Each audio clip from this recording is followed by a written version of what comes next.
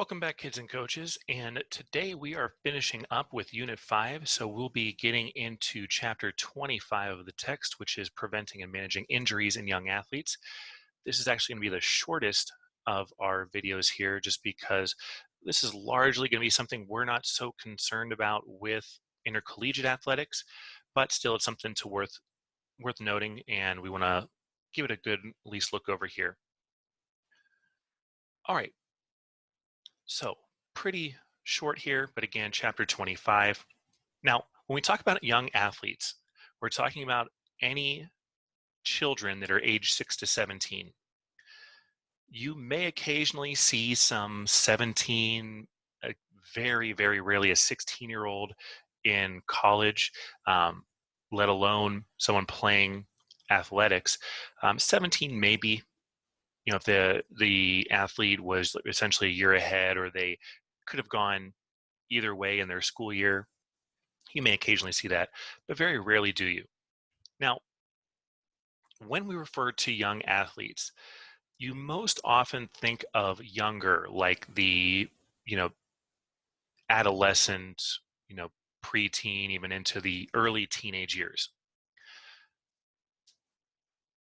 One of the big things with young athletes is avoiding burnout, building really the foundation for future success in their sport, and then also keeping them safe.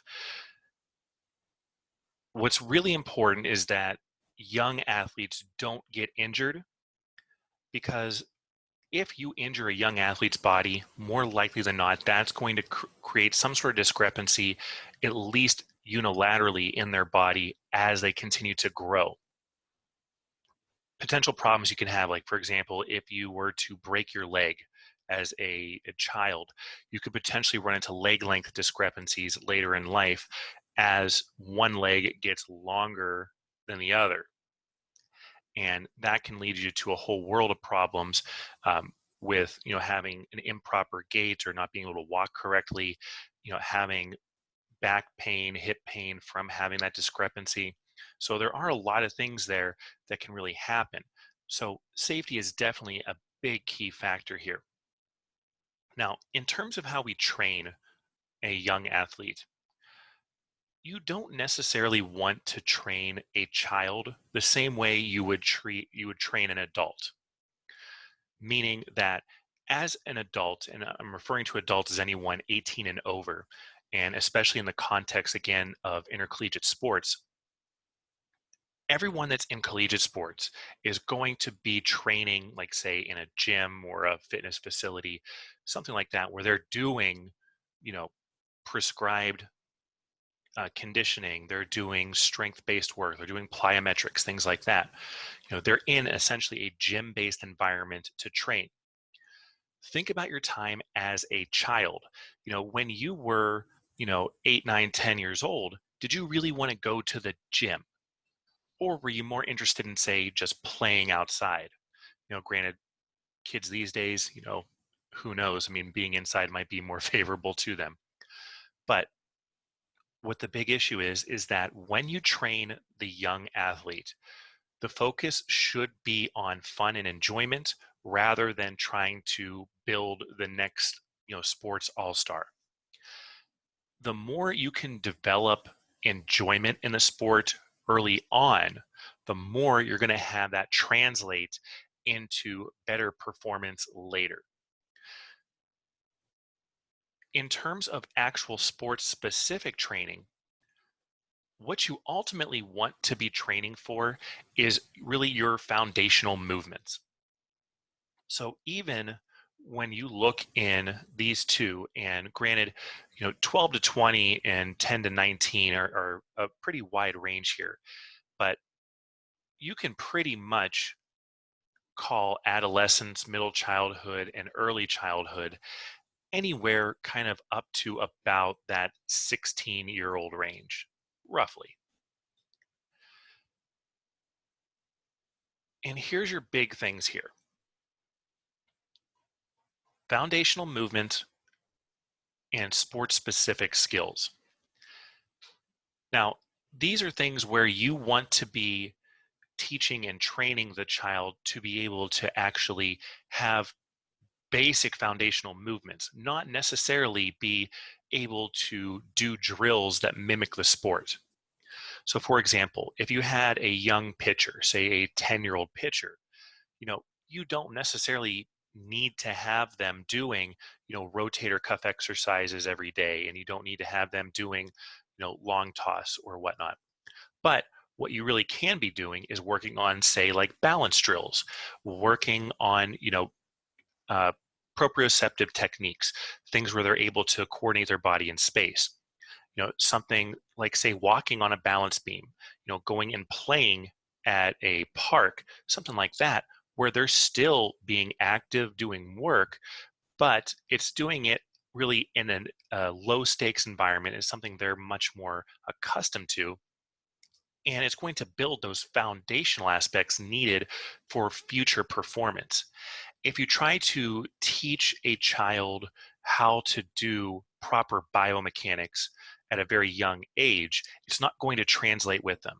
Now, granted, there's always the exception, but as a general rule, when you are, say, 5, 10 years old, how academically, emotionally, even psychologically ready were you to learn, say, physics? For the majority of the population, that is not ready at all. So we have to look at our young athletes the same way. They aren't ready to learn advanced weightlifting techniques or plyometrics. They need to be brought into that or eased into that, not only as they become more familiar and more abled, but as their body actually grows. Now, one of the big problems we have here with children as a whole is this idea of exercise deficit disorder. Now, this was a term coined by Avery Feigenbaum, who is a professor, I believe, at the New Jersey Institute of Technology. But he coined this phrase to demonstrate that the same way you can have, say, attention deficit disorder, we can see in exercise or physical activity with children. Now, not trying to compare the two, but just to give you an idea, what the basic premise is that kids these days are less active. We know obesity is at an all-time high. Over 2/3 of adults and 1/3 of children are overweight or obese, meaning their BMI is above 25. With exercise deficit disorder, kids are not being physically active. And one of the consequences of that is that when they go to try to be physically active, they don't even know or don't possess the capabilities to actually be able to play correctly. Meaning, if you were to say jump on a trampoline, most everyone inherently knows how to do that. But imagine you didn't, and you are, 10, 12 years old, where you should have developed basic, you know, proprioceptive techniques and spatial awareness of your body, but trying to jump on a trampoline and you keep falling off. A lot of that has to do with a lack of motor skill competence, meaning that children aren't able to not only do the activity, but they can't do it correctly. Both gross and fine motor skills are lacking when you see children that have exercise deficit disorder. What tends to happen then is that we need to teach kids to learn how to play. The functional movement development is definitely going to be compromised if you're not being physically active. But it's really the motor skill competence and the movement confidence that makes things really difficult to overcome. Imagine now you're a kid that wants to go play, or you want to play sports, but you're not able to do so because you don't have the underlying ability to do it.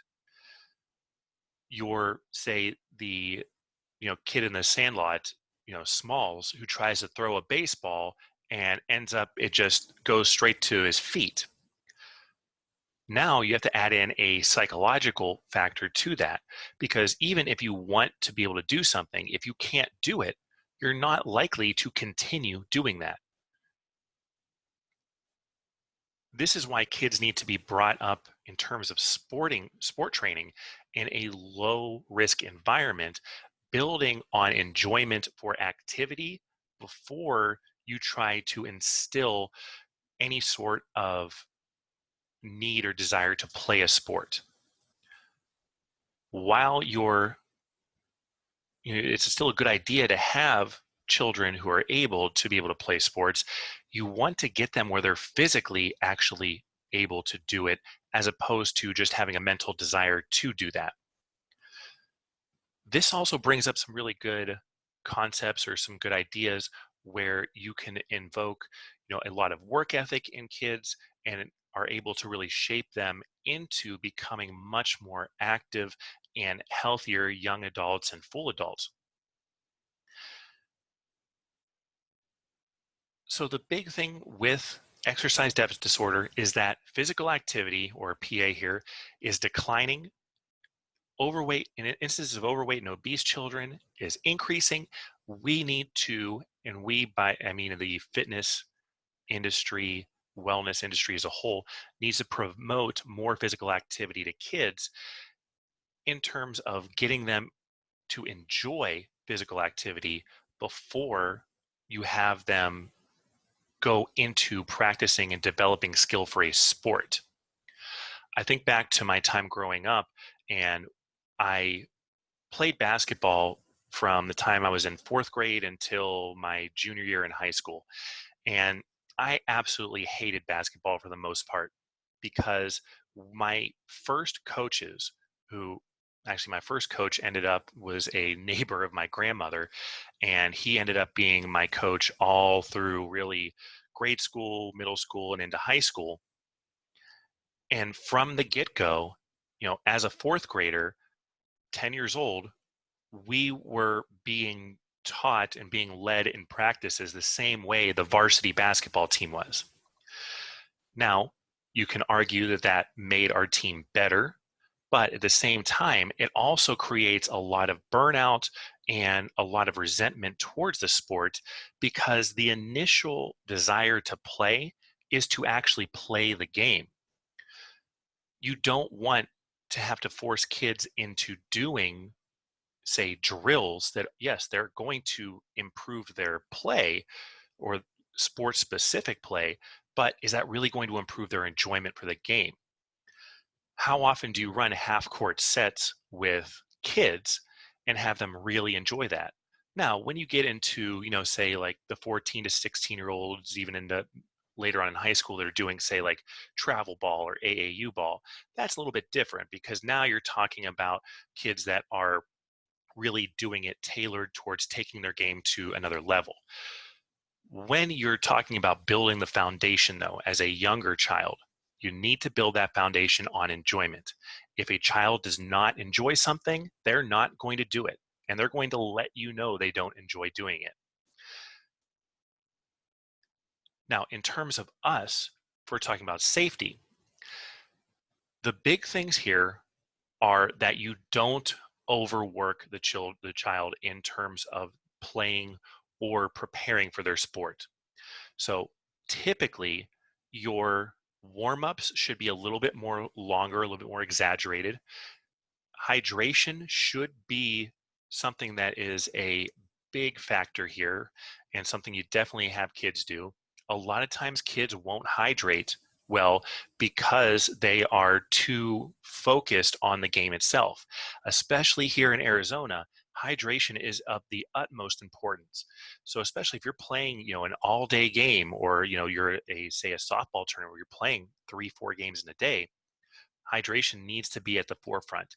As a coach, as an athletic trainer, as a healthcare professional or a fitness professional, it's your responsibility to make sure that the young athlete is being safe, because they may not just possess the understanding or the really intuitive mechanisms to know that they need to do something. You need to explicitly be there to help with their care. Concussions are another huge one. We will definitely be talking about concussions when we get into our concussion protocols later on. Um, but for the most part, kids should be viewed as erring on the side of caution in terms of any safety guidelines. This is why, say, for example, Little League Baseball has changed pitch counts and rules for pitchers. When I was playing Little League, it was you could, in any given week, pitch 6 innings, and which was a full game, and as many pitches as you want. And then when you got to the playoffs or into the actual tournaments leading to the Little League World Series, you were actually allowed to pitch every other game up to 9 innings.